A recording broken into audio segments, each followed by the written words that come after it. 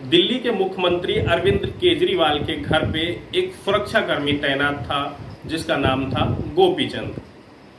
गोपीचंद अचानक 14 दिन की छुट्टी लेता है और 26 मार्च से लेकर 10 अप्रैल तक की ये छुट्टियां होती हैं और उसी समय गोपीचंद पहुंच जाता है मेरठ में अपने गांव। और जैसे ही घर पहुंचता है सिपाही उस सामान को जो उसके साथ में होता है घर पे रखता है और रखने के बाद में वह घर से बाहर निकल जाता है और इसके बाद वह घर वापस नहीं होता। घर वालों को उसकी चिंता होने लगती है, लगातार उसे ढूंढने का प्रयास किया जाता है, लेकिन बावजूद इसके जब सिपाही का कोई सुराग नहीं मिलता, इसके बाद 30 मार्च को उसकी पत्नी सरधना थाने पहुंचती है और वहां पर गुमशुदगी दर्ज करा देती है। इसके बाद पुलिस ने जो खुलासे किए वो बहुत ही चौंकाने वाले हैं और उन खुलासों को सुनकर शायद आप भी दंग रह जाएंगे। आप दंग रह जाएंगे ये सुनकर कि कैसे एक सिपाही की एक तांत्रिक ने हत्या कर दी। आप दंग रह जाएंगे ये सुनकर कि एक सिपाही अपनी ही पत्नी को एक तांत्रिक से क्यों मरवाना चाहता था।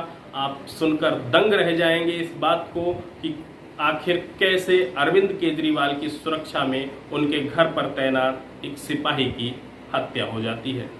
दरअसल उत्तर प्रदेश के अंतर्गत एक जिला पड़ता है मेरठ। मेरठ के अंतर्गत एक थाना पड़ता है सरधना और सरधना थाने के अंतर्गत एक गांव पड़ता है पोहल्ली।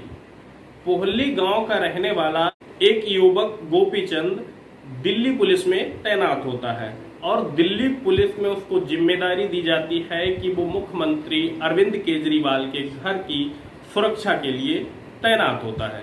गोपीचंद एक शादीशुदा जिंदगी जी रहा होता है। गांव में उसकी पत्नी होती है जिसका नाम रेखा होता है, लेकिन बावजूद इसके दिल्ली में एक लड़की से इसकी दोस्ती हो जाती है और दिल्ली में जिस लड़की से दोस्ती होती है वो धीरे धीरे प्यार में बदल जाती है और ये प्यार जो होता है परवान चढ़ने लगता है। और इसके बाद क्या होता है, गोपीचंद उस लड़की से शादी करना चाहता है, लेकिन शादी के बीच में दीवार होती है उसकी वो पत्नी जो गांव में रह रही होती है।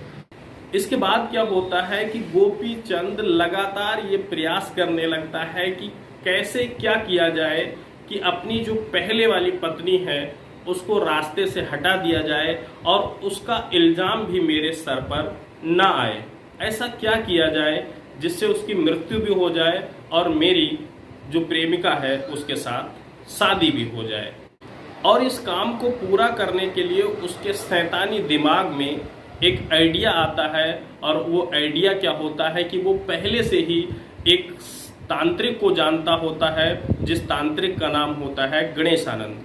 वो तांत्रिक जो होता है गोपीचंद उसको पहले से ही जानता है और वो क्या करता है उस तांत्रिक के पास जाता है और जाने के बाद में वो उससे सलाह लेता है कि आपके द्वारा ऐसा किया जा सकता है कि अपनी तंत्र मंत्र की विद्या से मेरी पत्नी को मारा जा सके।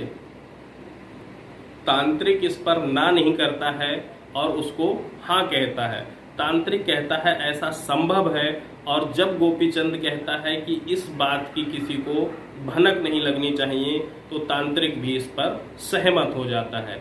शायद तांत्रिक को कहीं ना कहीं ये लगने लगता है कि एक पढ़ा लिखा गवार बेवकूफ बनने के लिए उसके पास आया है, तो तांत्रिक भी अपने पास से ये अवसर जो है वो जाने नहीं देना चाहता।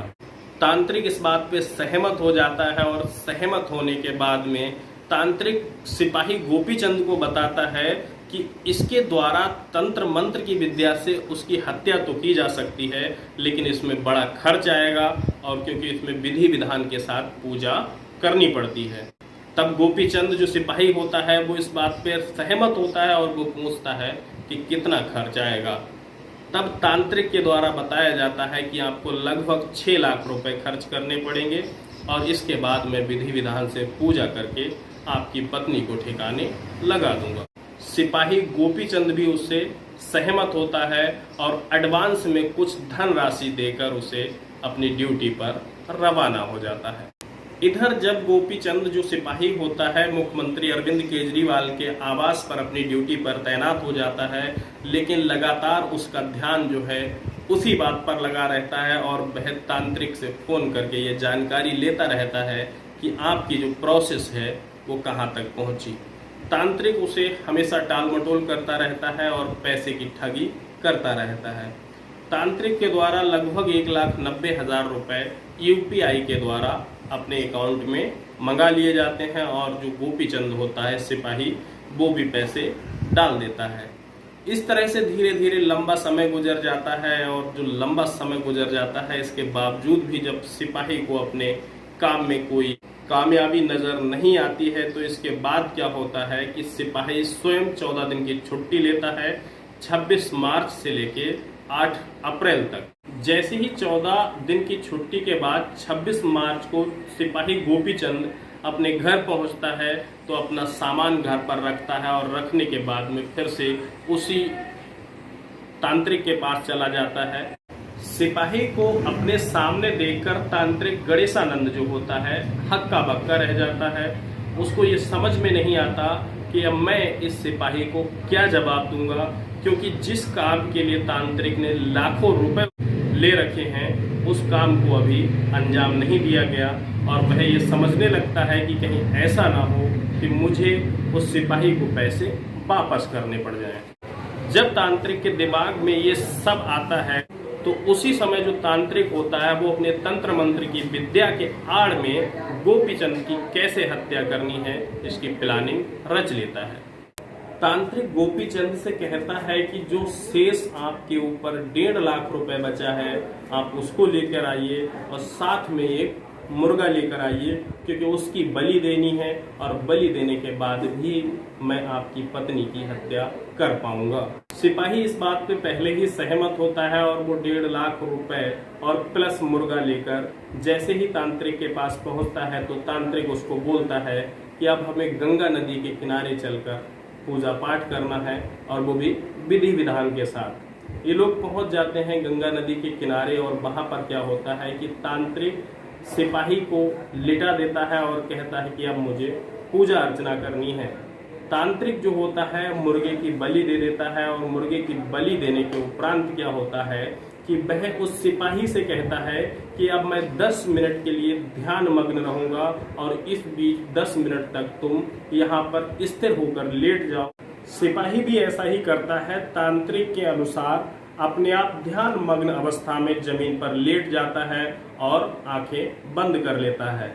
उधर तांत्रिक क्या करता है, तुरंत ही अपना रखा हुआ फरसा निकालता है और निकालने के बाद में सिपाही गोपीचंद की गर्दन काटकर अलग कर देता है। इसी के साथ जब तांत्रिक सोचता है कि एक सिपाही की हत्या की है उसने और उसका जेल जाना निश्चित है, तो वह क्या करता है कि जो गोपीचंद सिपाही होता है उसको मारने के बाद में सारे साक्ष्यों को छिपाने का प्रयास करता है। और इस प्रयास में क्या होता है कि सबसे पहले वो सिपाही के शव को गंगा नदी में फेंक देता है और उसकी जो बाइक होती है उसे भी प्लेट तोड़कर नदी के अंदर प्रवाहित कर देता है। दूसरी तरफ क्या होता है कि गोपीचंद का परिवार इसकी लगातार तलाश कर रहा होता है, क्योंकि गोपीचंद छुट्टी लेकर गांव तो आया लेकिन महज 2-4 मिनट रुकने के बाद वह घर से निकल जाता है और अभी तक 4-5 दिन गुजर जाते हैं, उसका कोई सुराग नहीं होता है। इसके बाद क्या होता है कि गोपीचंद की पत्नी रेखा के द्वारा जैसे ही सरधना थाने में इनकी गुमशुदगी दर्ज कराई जाती है, पुलिस जो होती है एक सिपाही की तलाश शुरू कर देती है। लगातार पुलिस और परिवार वालों के द्वारा उसे ढूंढा जाता है लेकिन सिपाही गोपीचंद का कोई अता पता नहीं होता, अर्थात कोई भी सुराग नहीं लगता है। इसके बाद क्या होता है कि पत्नी स्वयं पुलिस के अधिकारियों को बताती है कि इनका एक तांत्रिक के साथ उठना बैठना था या अक्सर ये तांत्रिक के पास जाया करते थे। इसके बाद पुलिस तांत्रिक को पूछताछ के लिए बुलाती है और पूछताछ करती है, लेकिन तांत्रिक जो होता है लगातार इनको गुमराह करता है, अर्थात इस पूरे प्रकरण से बचने का प्रयास करता है। इसके बाद फिर कई दिन का समय गुजर जाता है लेकिन पुलिस के हाथ अभी तक खाली होते हैं। इसके उपरांत पुलिस जो होता है सिपाही की कॉल डिटेल निकलवाती है और कॉल डिटेल निकलवाने के बाद में यूपीआई के द्वारा जो पेमेंट का ट्रांजैक्शन किया जाता है उसको चेक करती है। तब ये चीज सामने आती है कि सिपाही गोपीचंद के द्वारा लगभग 2.5 लाख रुपए का ट्रांजैक्शन तांत्रिक के खाते में किया गया है। और इसके बाद क्या होता है कि पुलिस तांत्रिक को गिरफ्तार कर लेती है और गिरफ्तार करने के बाद जब सख्ती के साथ उसकी पूछताछ की जाती है तो सारी सच्चाई सामने आ जाती है। जैसे ही तांत्रिक के द्वारा पुलिस के सामने अपना गुनाह कबूल किया जाता है, पुलिस उसको गिरफ्तार कर लेती है और गिरफ्तार करने के बाद में जेल भेज दिया जाता है। इसके बाद पुलिस लगातार गोपीचंद सिपाही के शव को ढूंढने का प्रयास करती है, लेकिन गोपीचंद सिपाही का जो शव है उसे ढूंढने में नाकामयाब रहती है। लेकिन उसके द्वारा जिस बाइक को प्रयोग किया गया था वो टूटी फूटी हालत में हस्तिनापुर के सिरजेपुर गांव से बरामद कर लिया जाता है। फिलहाल आपने अपना कीमती समय दिया, खबर को पूरा देखा, जिसके लिए आपका दिल से धन्यवाद। इसी के साथ आशा करता हूं कि आप चैनल को सब्सक्राइब करेंगे, जिससे जल्द ही यूट्यूब पर हमारा यूट्यूब चैनल बड़ा परिवार बनेगा। जय हिंद, जय भारत।